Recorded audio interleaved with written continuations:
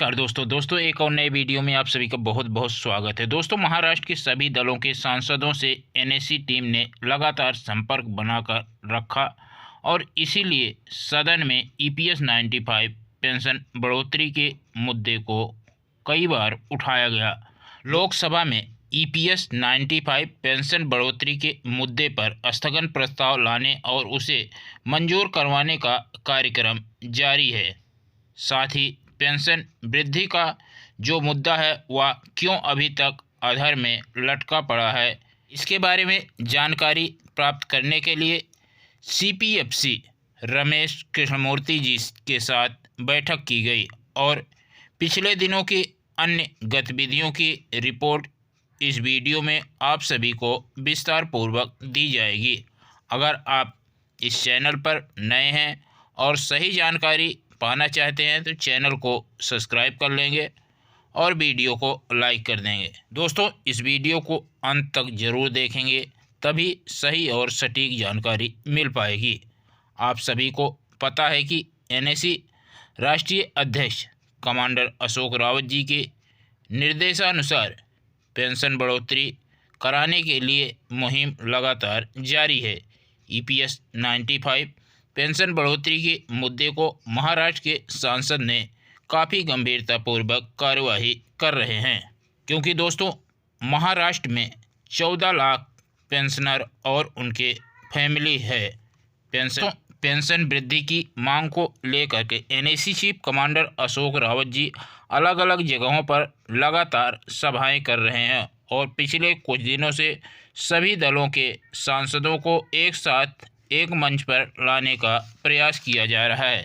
महाराष्ट्र के BJP, Congress party, Shiv Sena, Uddhav गुट, शिंदे गुट, एनएसी, शरद पवार पार्टी, अजीत पवार गुट और अन्य निर्दलीय सांसद ईपीएस 95 पेंशन वृद्धि के मुद्दे को कैसे उठाएं, श्रम मंत्री और प्रधानमंत्री से कैसे बातचीत करें, इसके लिए कमांडर अशोक रावत जी के दिशा निर्देश पर एनएसी के राष्ट्रीय महासचिव बीरेंद्र सिंह राजावत जी, पश्चिम भारत के मुख्य समन्वय सुभाष पोकरकर जी, राष्ट्रीय सचिव रमेश बहुगुणा जी तथा अन्य एनएसी नेता सुरेश कटारिया जी पिछले एक सप्ताह से दिल्ली में रहकर संपर्क बना रहे हैं।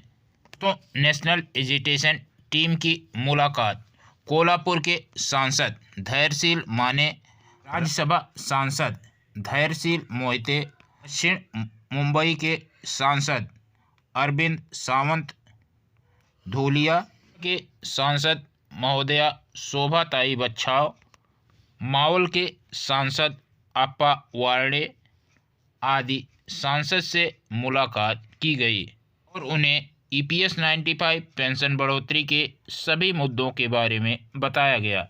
केंद्रीय राज्य मंत्री मुरलीधर से मुलाकात कर उन्हें बताया गया कि सभी को आशा थी कि इस बजट में पेंशन बढ़ोतरी का फैसला जरूर किया जाएगा, लेकिन ये ऐसा नहीं हुआ।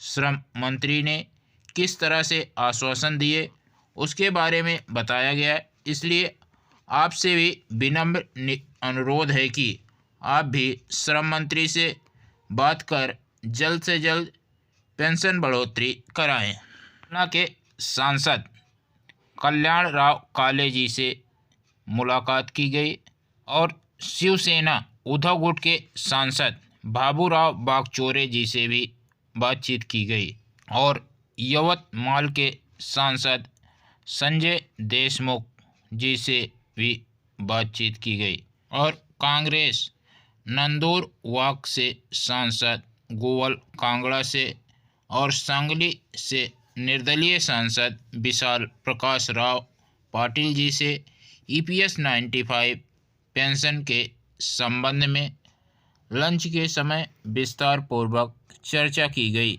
और उनसे पेंशन बढ़ोतरी को लेकर के चर्चा की गई और ज्ञापन दिए गए। 95 पेंशन बढ़ोतरी के मुद्दे पर क्या कार्रवाई की जाए, इसके लिए 11 फरवरी 2025 को सभी दलों की एक बैठक की गई, जिसमें कांग्रेस के जलना के सांसद कल्याण राव काले जी, शिवसेना उद्धव गुट के सांसद बाबूराव बागचोरे जी, बलवंत मानखेड़े जी, श्याम कुमार बारबे सहित अनेक सांसदों ने पेंशन बढ़ोतरी करने का पूरा सहयोग देने का आश्वासन दिया। इस बैठक में एनएसी टीम से बीरेन्द्र सिंह राजावत जी, सुभाष पोखरकर जी, सुरेश कटारिया जी मौजूद रहे। उसी दिन शाम को उप मुख्यमंत्री एकनाथ शिंदे जी का सम्मान समारोह था। बीरेन्द्र सिंह राजावत जी, सुभाष पोखरकर जी ने एकनाथ शिंदे जी से मिलकर ज्ञापन दिए और पेंशन बढ़ोतरी के बारे में पूरी जानकारी दी गई और केंद्रीय राज्य मंत्री प्रताप राव से भी पेंशन बढ़ोतरी के बारे में जानकारी दी गई। एनएसी टीम ने संदीप भूमरे जी से मुलाकात की और वहीं कोल्हापुर के सांसद छत्रपति साहू जी महाराज से मुलाकात कर लोकसभा में पेंशन बढ़ोतरी के मुद्दे को जोरदार तरीके से उठाने का आग्रह किया।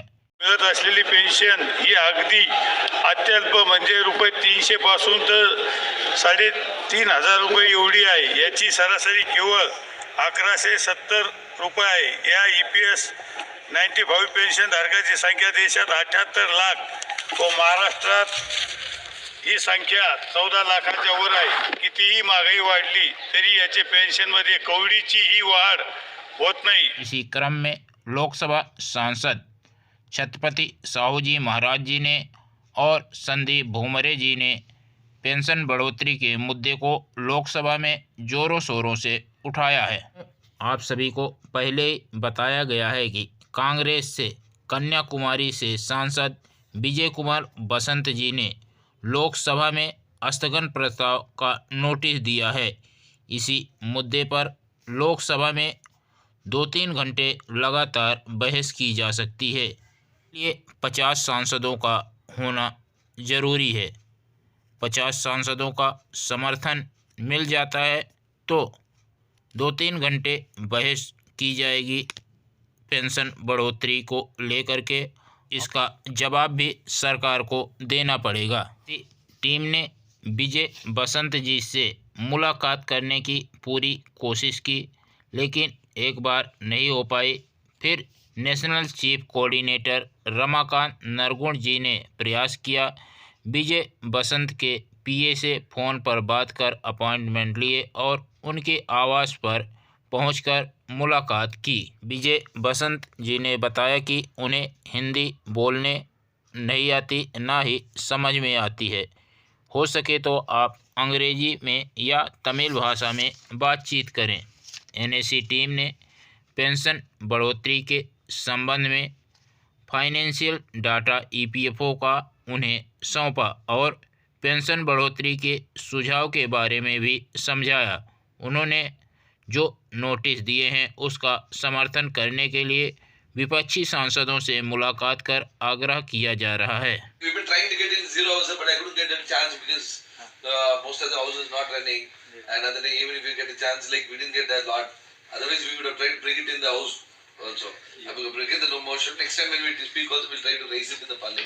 We are having, sir, our work in 27 states and 550 districts are covered by us.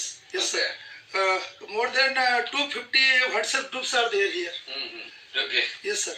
So this matter has. विजय बसंत जी ने कहा कि इस नोटिस के लिए कांग्रेस अध्यक्ष से भी बात हुई है और सांसदों से बात हो रही है। हमने अपने नोटिस में EPS 95 नेशनल एजुटेशन कमेटी के उल्लेख किया है, इसलिए आप लोगों से मिलकर बहुत ही अच्छा लगा। आप लोग जो डॉक्यूमेंट दिए हैं मेरे बहुत ही काम आएंगे।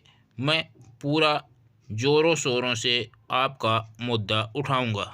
दोस्तों, वहीं राज्यसभा सांसद अनिल बोड़े जी से मुलाकात कर EPS 95 पेंशनधारकों की पेंशन बढ़ोतरी के मुद्दे को लेकर के बातचीत की गई। बोड़े जी ने माननीय श्रम मंत्री मनसुख मांडविया जी को पत्र लिखा और उनसे फ़ोन पर बातचीत कर अपॉइंटमेंट के लिए आग्रह किया है। तो दोस्तों देख सकते हैं, नेशनल एजुकेशन कमेटी की टीम लगातार पेंशन बढ़ोतरी को लेकर के माननीय मंत्रियों और सांसदों से मुलाकात कर पेंशन बढ़ोतरी का पूरा प्रयास कर रही है। तो लोकसभा सांसद विजय बसंत जी का यह प्रस्ताव लोकसभा में मंजूर हो जाता है तो EPS 95 पेंशन बढ़ोतरी के मुद्दे को ज़ोरों शोरों से सदन में उठाया जा सकेगा और सरकार को EPS 95 पेंशनधारकों की पेंशन बढ़ोतरी करनी पड़ेगी। दोस्तों यह वीडियो या जानकारी पसंद आए तो वीडियो को लाइक करेंगे, इस चैनल पर नए चैनल को सब्सक्राइब कर लेंगे। धन्यवाद। जय हिंद, जय भारत।